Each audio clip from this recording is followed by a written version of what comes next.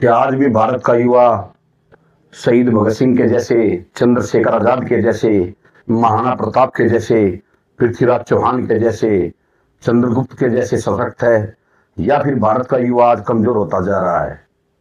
क्या कारण है कि जो युवा पहले ब्रह्मचर्य का पालन किया करता था, औषधीय ज्ञान रखता था, देश के लिए हंसी खुशी अपने प्राण त्याग देता था, आज उस युवा को पश्चिमी सभ्यता अच्छे लगने लगी है?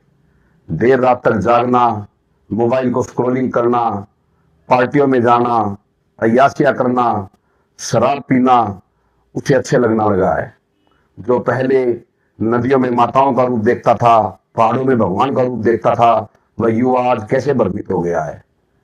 क्या सरकार की नीतियां इसके लिए जिम्मेवार है, या फिर जो आज टेक्नोलॉजी का जमाना है वो कहीं ना कहीं इस अश्लीलता को बढ़ावा दे रहा है, या फिर भारत की शिक्षा नीति जो पहले गुरुकुल हुआ करते थे आज कॉन्वेंट स्कूल आ गए हैं, ब्रह्मचर्य के विषय में, औषधीय ज्ञान के विषय में जहां आज सिलेबस ही नहीं है, क्या ये सब उसके लिए जिम्मेवार है?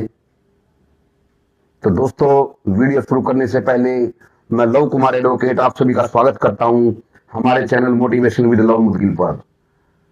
दोस्तों, यदि आप हमारे चैनल पर नए हैं तो आप हमारी वीडियो को लाइक कीजिए, हमारे चैनल को सब्सक्राइब कीजिए, ताकि हमें वीडियो बनाने के लिए मोटिवेशन मिलता रहे। दोस्तों, भारत की शिक्षा नीति काफी हद तक इसके लिए जिम्मेवार है। पहले गुरुकुल के अंदर शिक्षा दी जाती थी, जहां पर युवाओं को ब्रह्मचर्य का ज्ञान, शस्त्रों का ज्ञान, धर्म का ज्ञान और औषधियों का ज्ञान दिया जाता था। लेकिन आज के समय में युवाओं के ऊपर पश्चिमी सभ्यता, पूर्व इतिहास और तमाम ऐसे विषय थोप दिए गए हैं जो कई बार जीवन में स्टूडेंट को से कभी कोई वास्ता नहीं पड़ता।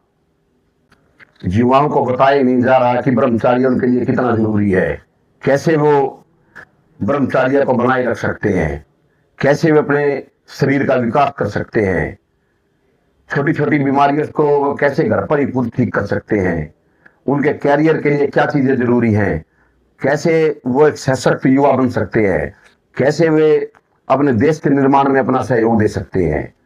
दोस्तों, तमाम इन मुद्दों को लेकर आज हम आपके बीच में आए हैं।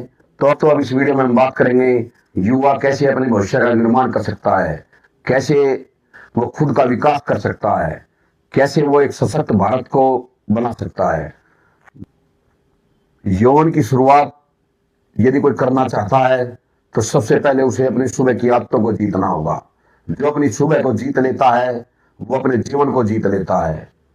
सबसे पहले मैं सभी युवाओं से अपील करना चाहता हूं कि वो ब्रह्मचर्य का पालन करें और ब्रह्म मुहूर्त में उठना शुरू कर दे। ब्रह्म मुहूर्त में उठे, सुबह व्यायाम करें, प्राणायाम करें, एक्सरसाइज करें। उसके बाद वो अपने खान पान पर ध्यान दें। जो भोजन शरीर के लिए अच्छा है, उपयुक्त है, संतुलित है, उस भोजन को ग्रहण करें। जो भोजन उनके अंदर तमस को पैदा करता है उनको वो त्याग कर दे। जो उनके शरीर में बीमारियां ला रहा है उनका वो त्याग कर दे। अपनी क्षमताओं को बढ़ाएं। यदि आप विद्यार्थी हैं तो आप अपनी पढ़ाई पर जोर दें।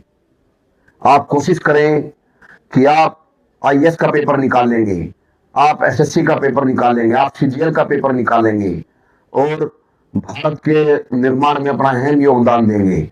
यदि आप कोई व्यापारी हैं तो आप स्ट्रेटजी बनाएं, आप अपनी स्किल पर काम करें, आप देखें कि आप कैसे अपने व्यापार को बढ़ा सकते हैं। यदि आप प्रोफेशनल हैं तो आप अपनी स्किल्स को बढ़ाएं, अपनी नॉलेज को बढ़ाएं। आप ये सुनिश्चित करें कि आप कैसे लोगों के कल्याण के लिए काम कर सकते हैं।